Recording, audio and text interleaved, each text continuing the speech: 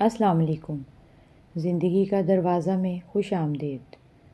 اللہ نے انسان کو اشرف المخلوقات بنایا، یعنی بہترین مخلوق۔ اللہ نے ہمیں سمجھ، عقل و فہم سے نوازا۔ ہم اپنی سمجھ و بوجھ سے اپنی زندگیوں کو بہتر سے بہترین بنا سکتے ہیں۔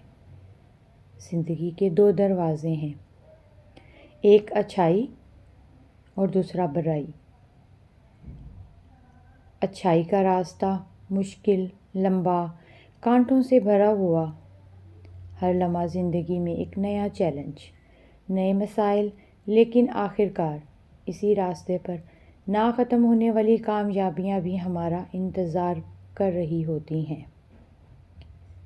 دوسرا راستہ برائی کا، انتہائی آسان، خوبصورت، کم وقت میں بہت کچھ حاصل ہو جاتا ہے۔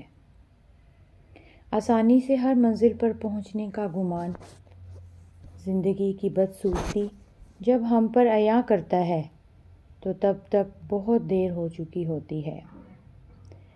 اس لیے زندگی بہت خوبصورت ہے۔